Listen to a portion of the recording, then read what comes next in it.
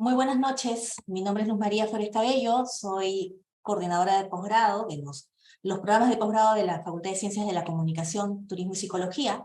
Les damos la más cordial bienvenida a esta masterclass de Ciencias de la Comunicación denominada el periodismo en la era de la posverdad y el Automated Journalism, retos y desafíos, organizado por la Escuela de Posgrado de la Facultad de Ciencias de la Comunicación, Turismo y Psicología de la Universidad de San Martín de Porres. Empezamos esta jornada agradeciendo a la doctora Mibel Sánchez de Walter, decana de la Facultad de Ciencias de la Comunicación, Turismo y Psicología, por promover estos espacios académicos. Durante el evento de hoy, contaremos con la presencia del destacado ponente Magíster Livingstone Crawford Tirado. Les agradecemos mantener, por favor, sus micrófonos y cámaras apagadas durante la ponencia, de manera que no haya interrupciones de ningún tipo. Seguidamente, vamos a iniciar esta masterclass con la ponencia del docente e investigador académico Magíster Livingstone Crawford Tirado, quien es comunicador social y periodista, magíster en comunicación y candidato a doctor en periodismo por la Universidad de San Martín de Porres. Es investigador en comunicación para el desarrollo, comunicación urbana y comunicación política entre sus líneas de investigación.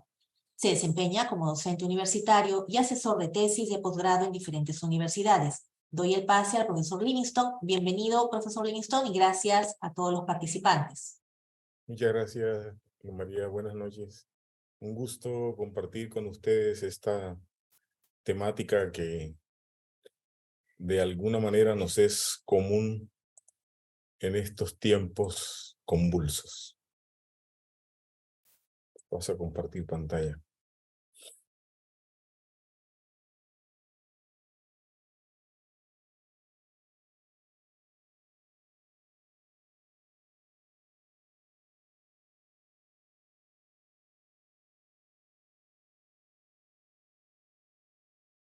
El título es El periodismo en la era de la posverdad y el automated journalism, retos y desafíos.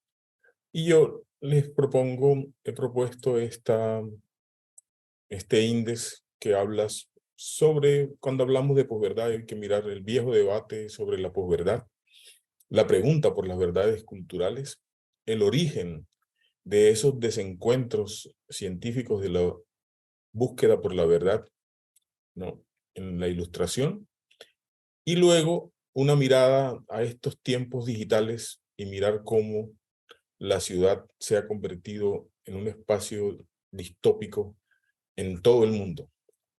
Y básicamente este es el escenario en donde la posverdad emerge como un proyecto ideológico y el automated journalism es de alguna manera una consecuencia tecnocientífica de este proceso, ¿no? Empiezo haciendo un recorrido referido a este viejo debate sobre la verdad. Y con Gustave Le Bon, digamos, concuerdo en el hecho de que las masas nunca han sentido la sed de verdad. Eso es lo que nos pasa, por ejemplo, en nuestros países cada elección. Creamos un mito y luego hay que ir a derribarlo, ¿no? Un periodista de finales del siglo XVIII, un inmigrante como Jacob Riis, cuando él empieza a hablar de la pobreza en Nueva York, no hace mucha diferencia, pero cuando él empieza a tomar fotografías y luego escribe el libro Cómo vive la otra mitad, ahí recién, digamos, se enteran los neoyorquinos de los niveles de pobreza en los que vivían sus vecinos de pocas cuadras. Y a mí me gusta la metáfora que él usa, o digamos, esta referencia, porque él habla de la piedra, del pedrero que va y da golpes, 100 golpes a una piedra, solo que en el 101 la piedra se divide en dos. Y ahí es donde uno debe tener en cuenta que no fue el último golpe el importante, sino todos los golpes. En ese mismo sentido, Ida B. Wells, una periodista afroamericana, digamos, además de conmovida porque asesinaron a algunos de sus amigos personales, en procesos de linchamiento, escribe Los horrores del sur y da cuenta de cómo los prósperos comerciantes negros eran calumniados por sus competencias y terminaban en la hoguera o linchados. Y convoco a Kapuscinski para que nos recuerda que cuando la información se volvió un negocio, la verdad dejó de ser importante, ¿no? En ese sentido, Carol Cheryl dice: el comercio no es sobre mercancía, es sobre información. Y ellas están en los depósitos, es la información la que las mueve, sino que lo digan nuestros amigos de Walmart. García Márquez nos advierte que los periodistas nos hemos perdido en un laberinto de la tecnología lanzada incontrolablemente al futuro. Y este es el escenario en el que estamos. Muchas categorías de periodismo. Si ustedes ven, nadie habla hoy, por ejemplo, de periodismo cultural, porque es que casi no hace falta, porque hoy en día la cultura forma parte del entretenimiento. Estamos en una cultura del divertimiento, del entretenimiento, y en una economía de la atención. Y esta segunda revisión sobre la verdad, digámoslo así, la podemos hacer en esta gramática de las pinturas de Altamira, que son como el grado Rosetta de el origen del arte rupestre, si se quiere. Sin embargo, hace unos 5 años descubrieron en el norte de Francia, en las cuevas de Chauvet, estas imágenes que, si ustedes se dan cuenta, tienen un trazado que se distancia considerablemente de Altamira. Y sin embargo no hay ninguna revisión. Seguimos, pareciera que esas verdades no son revisables, ¿no? Aquí voy a poner ejemplos de 3 mujeres que trabajan en 3 grandes ciudades. Si se quiere, son el código Rosetta también de la ciudad de Ur, ¿no? En Irak, la ciudad de Jericó, en lo que es hoy Israel, y el trabajo de Ruth Shadi aquí en Caral. Tenemos 3 imágenes de 3 ciudades que son en su conjunto la gramática de la ciudad en el mundo. Sin embargo, no hay un reconocimiento ni ninguna intención de revisar esas verdades históricas. Incluso nosotros caemos a veces en la trampa de las metáforas, y con los norteamericanos nos decimos que el melting pot, el famoso crisol de razas, es lo que nos configura. Pero bueno, hay que mirar y de dónde viene la palabra crisol, que viene de crucelum, que es básicamente un cuenco donde se fundían los metales. Yo creo que si entendemos las metáforas, podríamos también entender los conflictos culturales que hoy vivimos. Los canadienses hicieron una metáfora un poquito más extraña, hicieron un cuenco de ensalada, el salad bowl, su famoso multiculturalismo.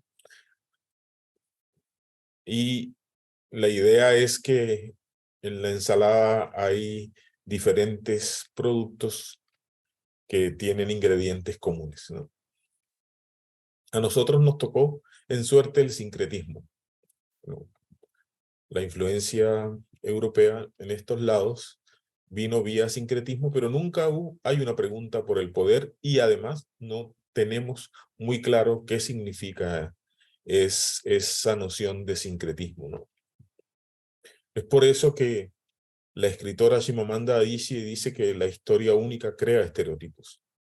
Y no es que los estereotipos sean malos, solo que son incompletos, y como incompletos terminan configurándose como una sola historia, ¿no? Lo mismo, en ese mismo sentido, el poeta Murad Barghouti, el poeta palestino, nos dice: si tú quieres desplazar a una persona, la forma más simple es contar su historia comenzando en segundo lugar, ¿no? Si contamos la historia de los Estados Unidos desde los nativos y no desde la llegada de los británicos, es distinto. Lo mismo pasaría en África.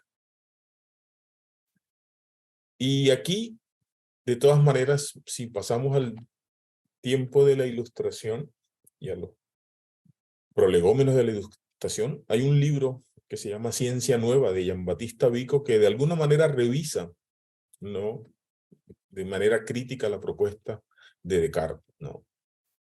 Básicamente lo que Giambattista dice, la historia es una ciencia y de alguna manera no hacemos ciencias sociales como se hacen las ciencias duras desde la matematización. Ya T.S. Eliot en El Bosque Sagrado nos había advertido que si lo trasladamos al presente, sigue siendo esa misma presencia, ¿no? En el siglo XIX, la gran acumulación de conocimiento, lo que hoy sería la infoxicación, o toda esta hiperabundancia de información, genera una ignorancia vasta. No todos tienen acceso, empezando por ello. O creen tenerlo, pero no lo tienen. Y el gran problema sigue siendo el mismo, que cuando no sabemos o sabemos poco de algo, terminamos sustituyendo emociones por pensamientos. Lo dice de una manera más crítica Habermas, cuando dice el positivismo significa el fin de la teoría del conocimiento y se pasa a ser la teoría de las ciencias. Que si lo contrastamos con lo que Ratzinger habla con Jürgen Habermas en este texto que se llama Cartas al Papa, cuando el relativismo moral se absolutiza, en nombre de la tolerancia, los derechos básicos se relativizan y se abre la puerta al totalitarismo. También lo dice Mark Horkheimer en esa misma noción sobre la ilustración. O sea, la ilustración generó, por un lado, un gran entusiasmo por el sapere aude, que diría Kant, ¿no? Atrévete a ser sabio, pero por el otro lado un desencanto del mundo que terminó en un proceso de alienación y objetivación. Aquí un ejemplo de mi país, que es Colombia, que puede darnos una pauta de esa referencia. Esta es la escuela a la que yo fui cuando... No sé si he compartido el sonido, perdón. Perdón. Y se escucha. Ya. Yo era niño en la vereda Bolita, en el río Tapaj, en el Nariño. Y esta es una escuela en Bogotá. En mi escuela éramos 50 niños que desde kinder hasta quinto de primaria aprendíamos en un solo salón con una sola profesora. Para muchos el colegio se acabó en quinto porque era casi que imposible el tener que desplazarnos a diario para poder llegar a una población que sí contaba con educación secundaria. En Colombia crecer en una zona olvidada es una sentencia al fracaso laboral porque nos falta lo más importante para poder competir con otros jóvenes mejores preparados, que es una educación de calidad. Esta brecha educativa perpetúa la desigualdad y dificulta la movilidad social para aquellos que viven en zonas olvidadas, como la zona de donde vengo yo. Sin educación de calidad se limitan nuestras oportunidades de empleo y desarrollo personal y colectivo, perpetuando más ese ciclo de desigualdad socioeconómica. ¿Te parece justo que el lugar en el que te tocó nacer influya tanto en tu futuro? Te leo en los comentarios. Ahí tienen ustedes esa referencia un tanto compleja. Y estas contradicciones se dan en esa vieja relación campo-ciudad. Y hoy en día la presión de la ciudad digital es bastante más dramática.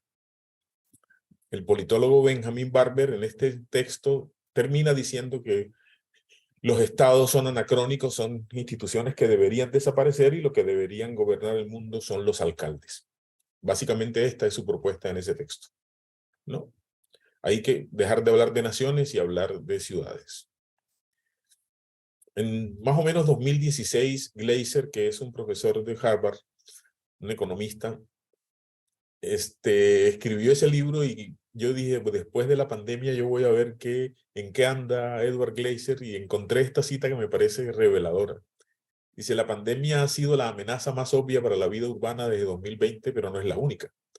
Ha surgido una caja de Pandora de problemas urbanos que incluyen viviendas demasiado caras y conflictos por la gentrificación.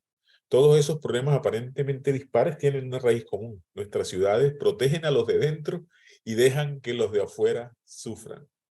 Es decir, centro, periferia, gentrificación, precio de la vivienda no es un asunto no era un asunto del COVID, era un asunto de la misma estructura de la desigualdad social. Ya lo dice Mike Davis en 2006 cuando sacó este libro, Planeta de Ciudades Miserias, que en su primer párrafo dice: en algún lugar el próximo año una mujer llegará a la zona deprimida de Azayangl, ¿no?, en Lagos, otro vendrá de Yakarta, atraído por la luz de Yakarta, y un granjero vendrá con su familia a una improvisada casa en los pueblos jóvenes.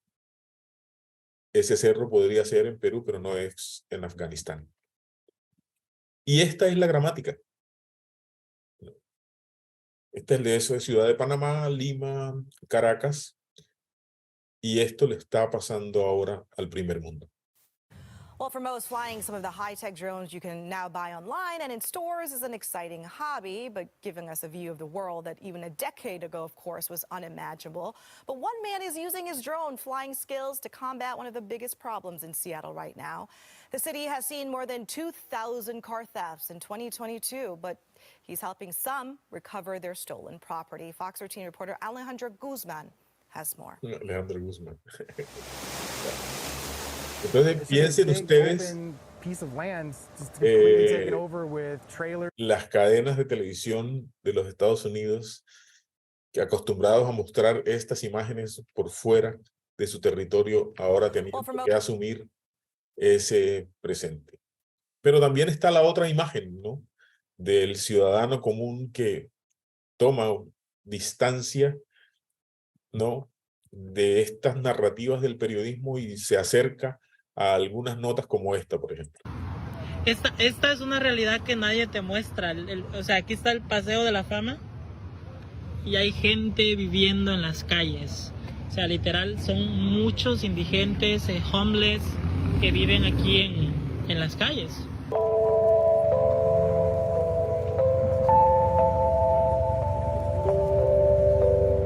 El famoso sueño americano de los Estados Unidos se está convirtiendo.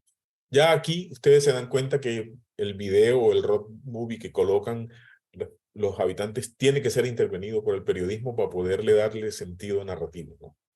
No es solo hacer el video, prender el celular y ya hiciste el contenido periodístico. Amigos, vean, esta es la realidad de Los Ángeles, California, que no sale en la televisión. Esta es la realidad de muchas personas que viven completamente en la calle. Aquí, en la gran ciudad, vean, a unos cuantos metros está el famoso centro, el downtown de Los Ángeles, donde cientos de películas se han grabado, donde viven famosos, donde viven artistas. Pero vean esta situación tan deplorable. Ojo, estamos en pleno invierno y estas personas tienen más que cobijas, periódicos y mantas para taparse del frío. Esta es una de las yo creo que más bien es la principal problemática de Los Ángeles. Amigos. Y ahí no termina el asunto, ¿no?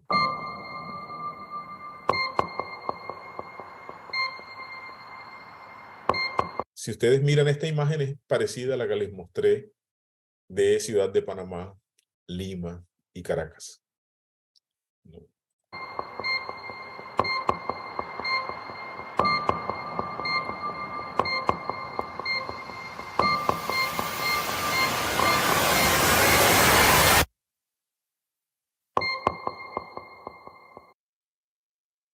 sea, esto era impensable en otros tiempos, ¿no? Y ellos sí se toman el trabajo y sí usan la inteligencia artificial y sí usan las herramientas tecnológicas para medir la pobreza, y esta es la pobreza mapeada de manera, y aquí ustedes miran, blancos no hispanos, el índice de personas usando fentanil, ¿no? Luego negros no hispanos, luego hispanos y luego los demás. Y aquí los países, Estados Unidos, Alemania, España, Italia, Reino Unido, distintos. Brody Ramin es un médico e investigador canadiense y él habla de la epidemia de los opioides en el primer mundo y las consecuencias que tiene la construcción de tejidos sociales más o menos sostenibles. Esto, es decir, está pasando en el norte global. Y nuestros medios de comunicación y nuestros periodistas no están haciendo, mientras se construyen imágenes de mundo, en dónde está, en qué momento los problemas del norte global se nos convierten o nos tributan al sur global.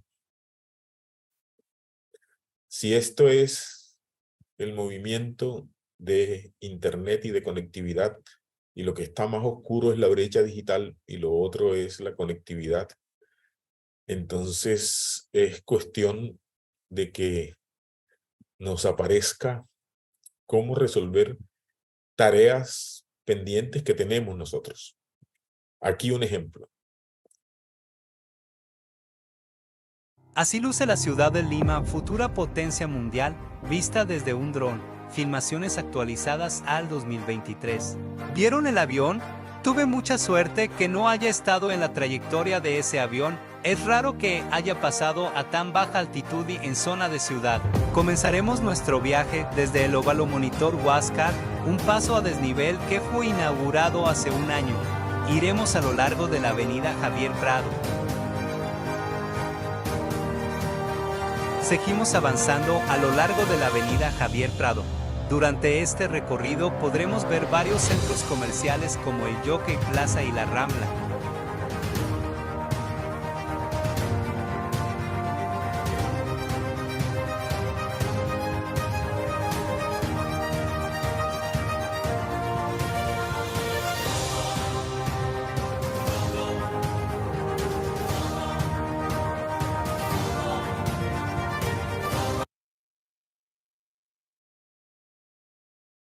Si queremos hablar de verdad, o como diría Vargas Llosa, de la verdad de las mentiras, ambas son verdades o ambas son mentiras. Esas son tareas que debemos asumir en estos tiempos. Me dijeron que dividiera mi presentación en dos secciones, porque van desde la parte de la unidad de posgrado a compartir una información con ustedes y luego desarrollo los otros ítems.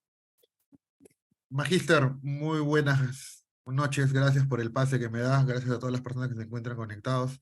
Mi nombre es César Olivera, estratega de posgrado de la Facultad de Ciencia de la Comunicación, Turismo y Psicología de la Universidad San Martín de Porres. En esta oportunidad les voy a robar un par de minutos solo para indicarles que la escuela de posgrado de la Escuela de Comunicaciones tenemos 4 programas de posgrado. El primero es el doctorado en Relaciones Públicas, donde ustedes van a poder estudiar e investigar cómo está consolidada una organización y cómo el factor humano puede ayudar a alcanzar los objetivos de las organizaciones como tal. Tenemos la maestría también en Relaciones Públicas, una maestría que actualmente está en boga y está en tendencia para los comunicadores que buscan perfilarse para el perfil de las organizaciones. También tenemos una maestría de Población, Comunicación y Desarrollo Sustentable, que es muy importante para poder definir muy bien el trabajo que puede brindar el comunicador social en el aspecto del desarrollo del país y cómo este puede verse reflejado en el crecimiento de la población. También contamos con la maestría de Periodismo y Comunicación Multimedia, esta maestría especializada en periodistas, en comunicadores, que quieren entrar más en el mundo de la comunicación y las nuevas plataformas que el día de hoy nos brindan no solo el Internet, sino cuanta red social podamos tener, y más aún con la llegada de la inteligencia artificial que nos brinda la posibilidad de crear contenido cada vez más rápido. Les comento que 3 razones muy importantes para poder estudiar una maestría o un programa de posgrado dentro de la Universidad San Martín de Porres son nuestros 60 años de trayectoria educativa, nuestra inversión competitiva y que tenemos dentro de la Facultad de Ciencias de la Comunicación, Turismo y Psicología 9 programas especializados, 4 de ellos en comunicaciones, un doctorado y 3 maestrías, Queremos indicarles también que nuestra metodología a partir del ciclo 2023-2 es completamente a distancia y validado por SUNEDU. ¿Qué cosa quiere decir esto? No importa en qué parte del Perú te encuentres, vas a poder estudiar una maestría o un doctorado completamente a distancia, lo que va a permitir que el desarrollo de los profesionales, en este caso los comunicadores, sea constante y poder perfilar nuestro desempeño laboral y profesional. Queremos invitarlos a postular a nuestros programas que tenemos en la Escuela de Comunicaciones. Estamos a pocos días del cierre. Iniciamos el clase este 18 de agosto. Y si alguno tuviera alguna duda o alguna consulta, puede escribirnos por interno, que nuestros asesores le van a brindar mayor información, o poder comunicarse a través de nuestros canales de información. Quiero agradecer, profesor, por su predisposición a darme estos minutos y continuamos con su charla, que está muy interesante y muy amena. Muchas gracias, Edgar. Vuelvo. Coloco la imagen para que nos recuerde el contenido. Es decir, nuestras agendas problemáticas son agendas de una complejidad elevada, ¿no? Entonces, debemos preguntarnos, ¿no? ¿Cómo hacemos con estas distopías? ¿Cómo nos vamos a hacer cargo de todos los problemas que suceden en ese cuadro escénico que se llama la ciudad, ¿no? La inseguridad ciudadana, hoy en día la extorsión a los pequeños comerciantes, todos los grandes problemas, los conflictos sociales activos en el país. O sea, estas son agendas en las cuales a los cuales nos debemos. Así luce la ciudad de Lima, futura potencia mundial. Como sujetos, ¿no? El siguiente ítem lo vamos a revisar desde la lógica de la posverdad como un proyecto ideológico, ¿no? Ya en sus inicios, Roland Barthes, cuando hablaba del periodismo, o sea, el primer párrafo de lo obvio y lo obtuso, es este párrafo que está aquí, que dice: la fotografía de prensa es un mensaje. Una fuente emisora, un canal de transmisión y un medio receptor constituyen el conjunto de un mensaje. La fuente emisora es el grupo de técnicos que forman la redacción del periódico. Unos hacen la foto, otros eligen una en particular, la componen, la tratan, los otros la titulan, la ponen en pie y la comentan.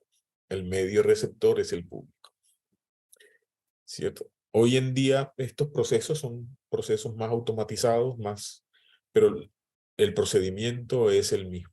Como la imagen, el texto y eso que se nos ha dado por llamarlo multimedia termina construyendo un producto con un mensaje que es vehiculado por quien lo construye.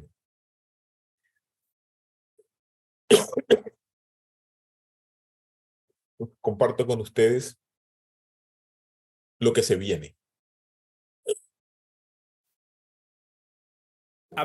Ya está aquí. Hablemos de SAM, pero no este SAM, sino este SAM. Segment Anything Model, las tijeras más potentes de la inteligencia artificial. Un nuevo regalo que nos ha facilitado el laboratorio de Meta en forma de modelo open source, que todos nosotros podemos empezar a descargar y utilizar en nuestros proyectos. Una IA que busca impulsar una idea muy potente en el mundo de la visión por computador, de forma similar a como los modelos GPTs pues han revolucionado por completo el mundo del procesamiento del lenguaje natural. Y un modelo que para muchos que lo han probado ya pues está suponiendo un avance frente a los modelos anteriores con los que habían trabajado. ¿Por qué?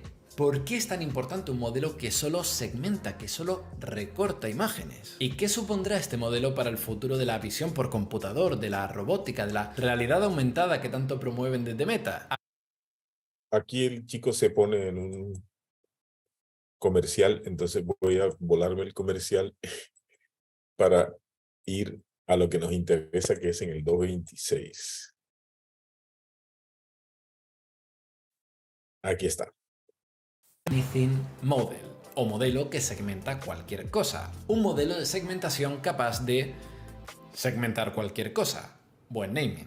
La tarea de segmentación en Deep Learning existe desde hace años y es una tarea en visión por computador donde en vez de tomar una imagen como input y intentar predecir qué hay en toda esa imagen, pues por ejemplo, en esta imagen hay un perro o aquí hay un gato, pues aquí la predicción de la clase se va a hacer a nivel de píxeles. Es decir, la red neuronal va a predecir, hey, en este píxel hay un trozo de perro y aquí también y aquí también. Y en estos píxeles de aquí de la misma imagen pues hay un trozo de gato, gato, gato, gato y así hasta completar la predicción de todos los píxeles de la imagen.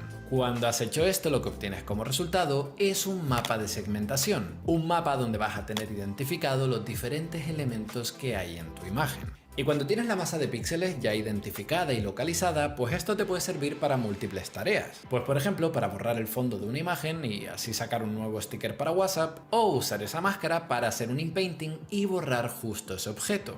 En generación de imágenes también hemos visto lo útil que son los mapas de segmentación en proyectos como Gauguin, donde a partir de un mapa de segmentación se obtenía una imagen realista. En audio, por ejemplo, la segmentación de imágenes se ha utilizado sobre los espectrogramas de audio para eliminar ruidos molestos que pueden estar afectando a tu grabación. O en medicina, desde hace ya unos años, esto se viene utilizando para poder segmentar y diferenciar muchos de aquellos patrones que, por no estar acostumbrado, el ojo humano no puede detectar tan fácilmente. Así que sí, segmentar imágenes bien es una tarea muy útil para un montón de tareas. Y ahora llega Meta y nos dice, hey, pues con esta tecnología esto lo podéis hacer mucho, mucho mejor. ¿Y por qué mucho, mucho mejor? Bueno, pues esta es la idea con la que quiero que os quedéis en este vídeo, y es que lo interesante del Segment Anything Model no es tanto el segment, sino el anything. Y es que este modelo es capaz de segmentar cualquier cosa que se le ponga por delante. Aquí hay una diferencia fundamental con los ejemplos de modelos que hemos comentado antes, donde tú a priori ya le estás indicando a la IA qué tiene que segmentar. Por ejemplo, tú la entrenas para segmentar perros o segmentar gatos, entrenándola solo para esa tarea como un problema de aprendizaje supervisado. Sin embargo, con Sam la cosa es diferente, y es que este modelo es capaz de segmentar cualquier objeto que sea segmentable. Es decir, si yo por ejemplo te enseño esta imagen y te pido que identifiques algún patrón interesante, alguna forma u objeto, no vas a encontrar nada. Pero si por ejemplo te enseño una imagen como esta, aunque nunca hayas visto este objeto, sí sabrás identificar que este es un objeto diferente a este y que sus partes también diferenciables son esta y esta. Y esto lo sabes porque eres capaz de entender diferencias entre patrones, texturas, la continuidad de las formas. Eres capaz de generalizar la información del mundo que has visto con tus ojos. Y esto es lo que ahora inteligencias artificiales como Sam también pueden hacer. Piensen ustedes, estamos a las puertas de la segmentación de las imágenes de la misma manera como ChatGPT Hablemos con los textos, ¿no?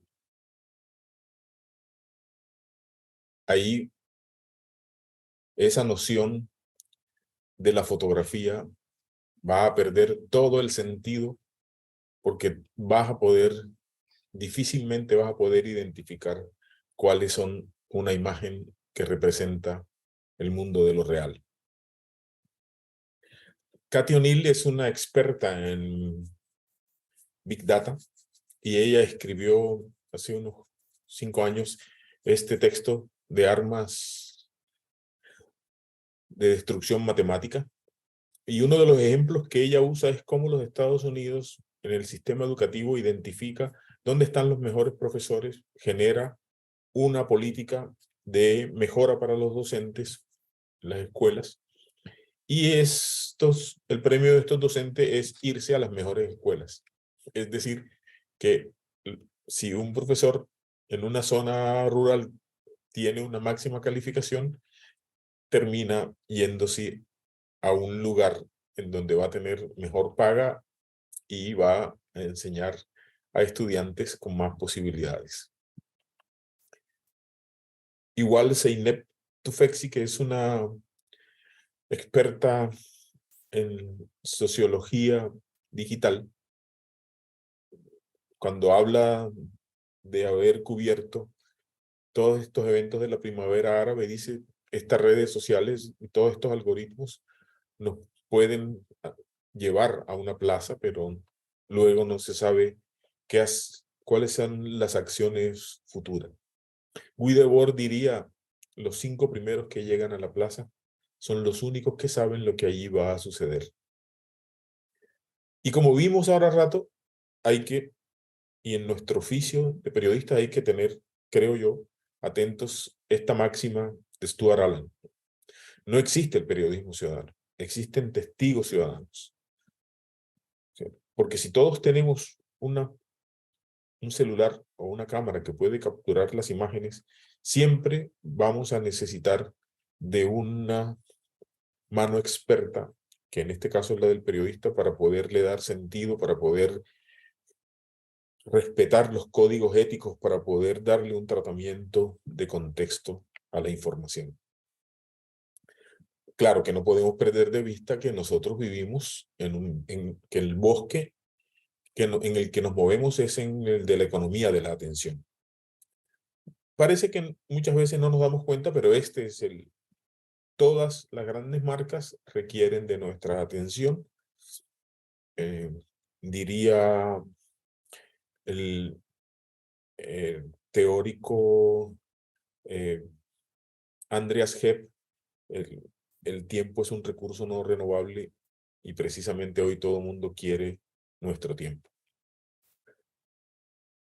Y ese tiempo, y por eso hablo de la verdad como proyecto ideológico, el filósofo norteamericano Ben Burgis en este libro revisa muy bien esta lógica de la cultura woke y los llama comediantes de un mundo en llamas que, digamos, se dedican a una pseudoactividad y viven en un estado de permanente actividad frenética. Aquí un ejemplo. En el año 2020 se viralizó el video que van a ver ahora. About racism, anti-blackness, or violence. I will use my voice in the most uplifting way possible. And do everything in my power to educate my community. I will love my black neighbors the same as my white ones. A raíz de la viralización de este video, muchos periodistas e intelectuales se preguntaron si la cultura woke es un fenómeno religioso. Pues bien, para el politólogo canadiense Eric Kaufmann no cabe duda que sí. Pero antes de responder por qué el fenómeno woke es un fenómeno religioso, vamos a tratar de responder qué es el movimiento woke y cuáles son sus orígenes.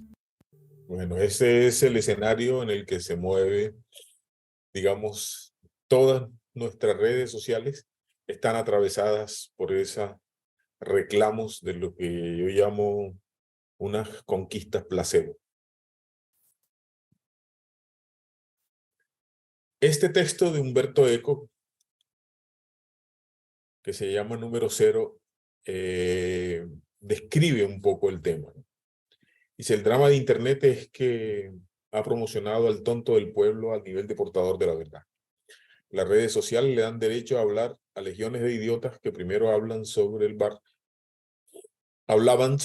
después en un vaso de vino sin dañar a la comunidad. Ellos eran silenciados rápidamente y ahora tienen el mismo derecho a hablar que los premios Nobel. La periodista del diario Folha de São Paulo, Patricia Campos Melo, en el fragor de este estertor del último año del gobierno Bolsonaro, escribe este texto que es La máquina de odio, porque justo ellos hacían, ¿no? El proyecto de Bolsonaro tenía una cosa que llamaban el gabinete de odio. Era un grupo de expertos en redes sociales que tenían toda una máquina frenética de esparcir fake news. Y todo el mundo estaba como desconcertado de cómo diablos eso pasaba. Y yo creo que después los que quedaron desconcertados fueron ellos, porque a final de cuentas el proyecto Bolsonaro fue derrotado por Luna.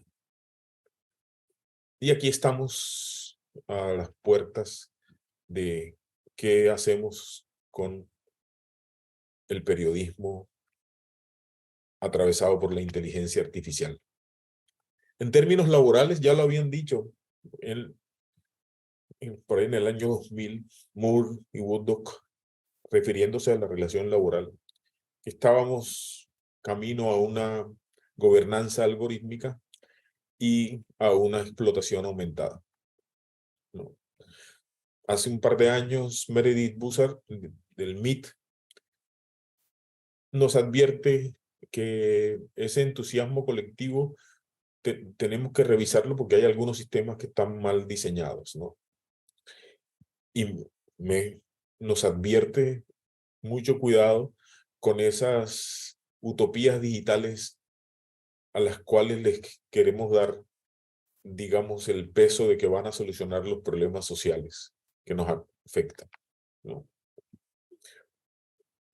Berta García Ososa, que es una investigadora española, nos advierte, digamos, de los retos que todavía no tenemos muy claro cómo nos va a afectar los algoritmos, porque precisamente no tenemos claro cuáles son las intenciones de quienes diseñan estos algoritmos.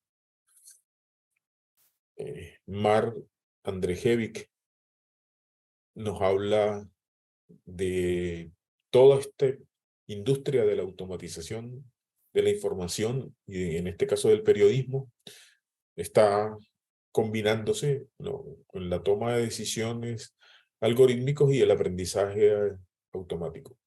Y si ya teníamos que lidiar con el sesgo ideológico de los medios, con el sesgo ideológico de la prensa pretendidamente independiente, ahora, y con el sesgo ideológico de la ciudadanía que empoderada en las redes sociales también puso en escena sus sesgos ideológicos, pues ahora tenemos que agregarle el sesgo ideológico de la automatización, ¿no? La investigadora Kate Crawford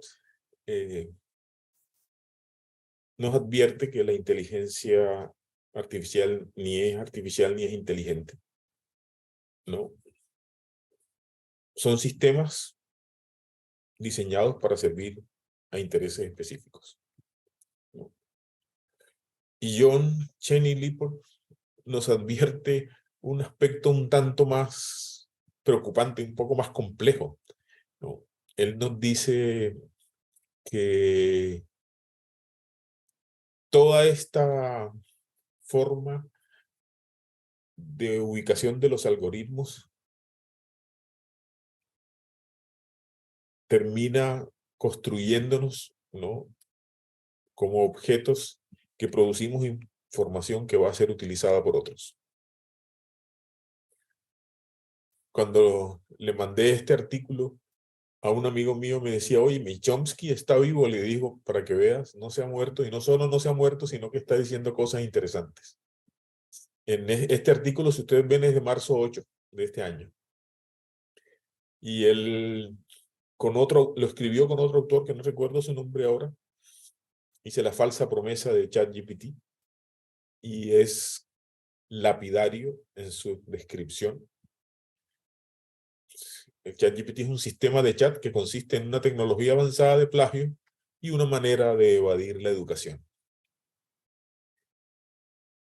Y a manera de conclusión, pues puedo compartir con ustedes algunas ideas finales.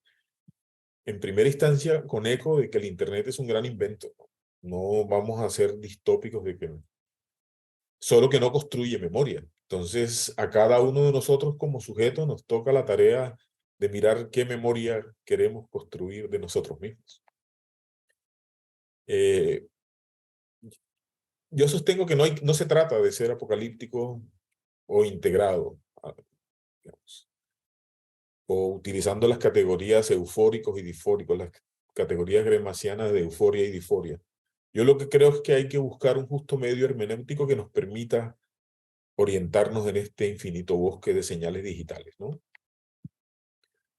Y claro que sí vamos a usar la inteligencia artificial, porque para el periodismo nos sirve para aumentar la productividad, los flujos del trabajo van a cambiar significativamente, podemos recoger datos de mejor manera, ¿no?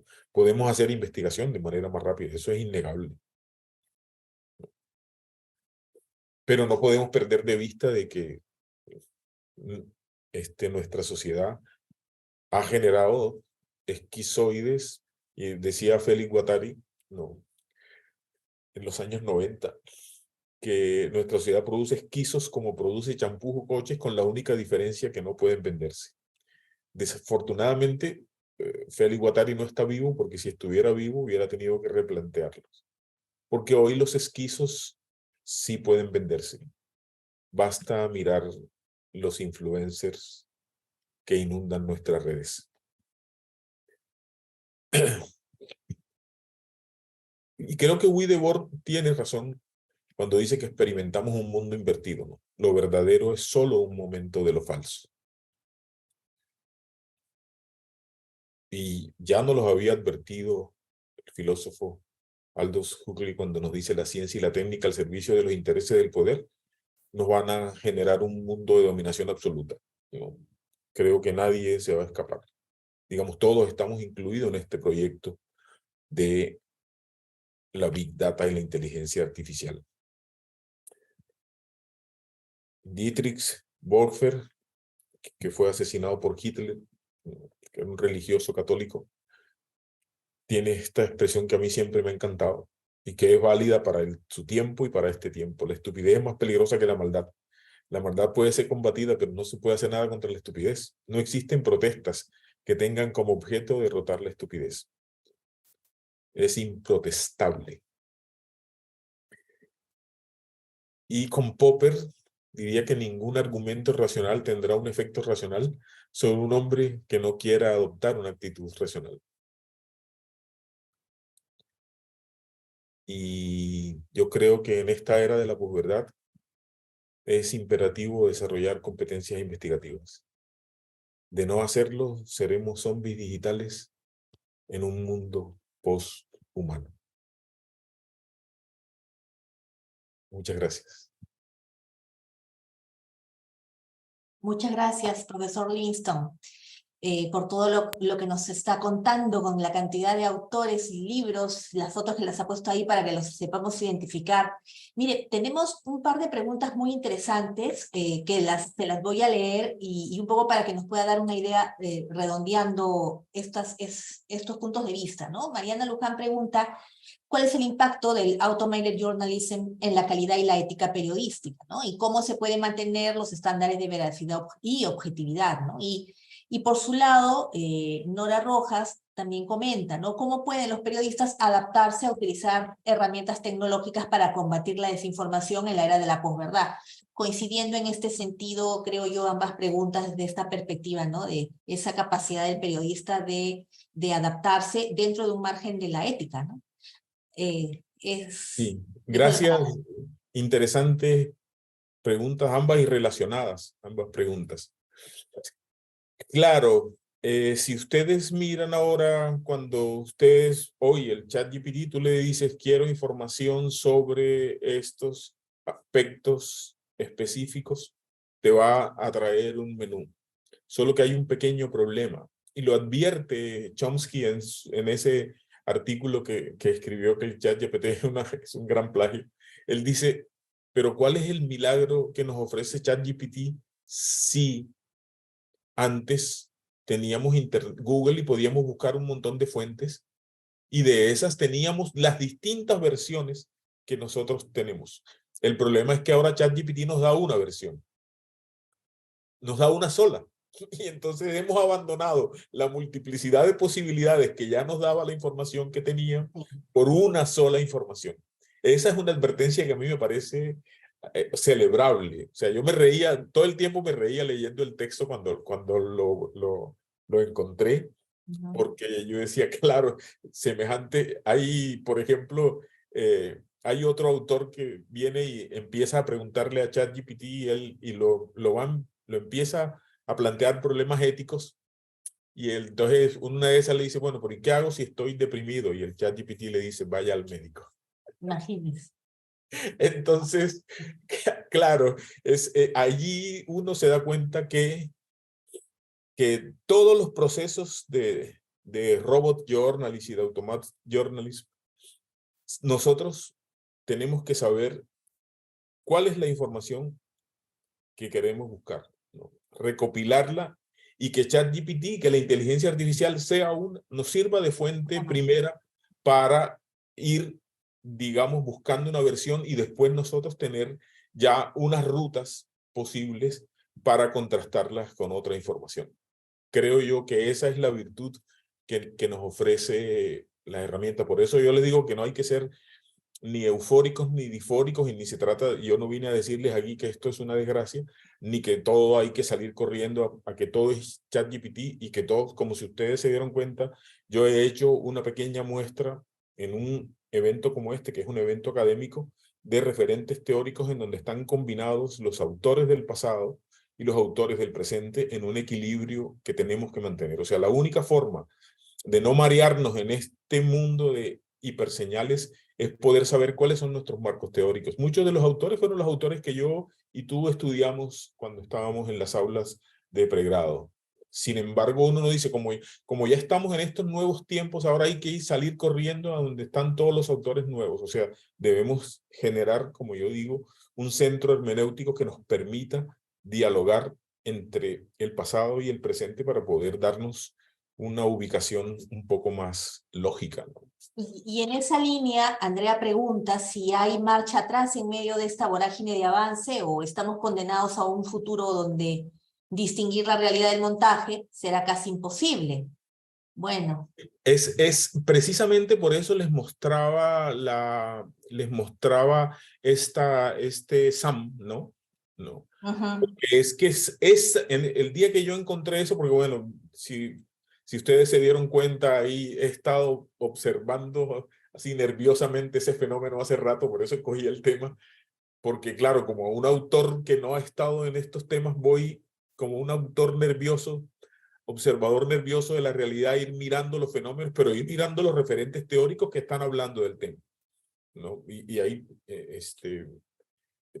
tengo la mayoría de los textos y de las referencias, porque precisamente los he revisado para poder entender. Así es, Andrea. O sea, va a llegar un momento en donde precisamente esta lógica de la posverdad como una palabreja, como ya te diste cuenta que son simplemente marcas de los tiempos, desde la postmodernidad, todo lo todo lo trans. ¿No? Ahora tenemos las 20.000 trans de todo lo post, son de alguna manera giros lingüísticos que se agotan con el tiempo. Pero lo que sí es cierto es que va a llegar un momento en que no vamos a poder, ahora sí, si no podíamos hacer eso con el texto y con estas herramientas del lenguaje, cuando ya todas estas tecnologías de construcción de las imágenes, ¿cómo tienes una fotografía que es una prueba? ¿No? ¿Cómo logras presentar una fotografía como una prueba? Si quieres, sacas todos los elementos que te estorben, e incluso puedes incluir a otros personajes que no estaban en la foto y los pones allí y o sea, puedes construir tu propio universo y aparece como imagen y lo publicas, y entonces piénsate tú la fake news en tiempos de Sam. O sea, sobredimensionada. Es una cosa así, anticiparse a ese fenómeno es una cosa demencial. Entonces mi observación y digamos y mi llamado y mi invitación es a que de la misma manera como hay ese entusiasmo con todas esas tecnologías, podamos encontrar como periodistas ese medio hermenéutico que no nos olvide que vivimos en un país como en que yo vivo hace muchos años, que es Perú, con más de 200 conflictos sociales que están esperando gente inteligente que lo resuelva.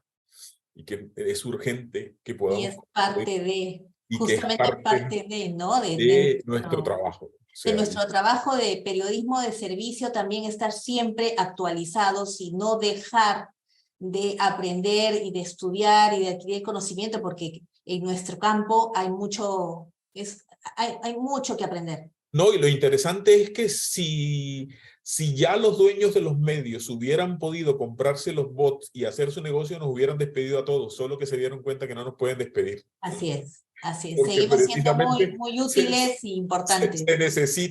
se necesita de cerebros entrenados Así que es, puedan, exacto, entrenados. cerebros entrenados que puedan construir información Así es. que se distinga Ajá. de, si bien como mercancía la información, que se distinga de lo que están haciendo todos los productores de contenidos. Así es. Muy interesante, profesor Livingston.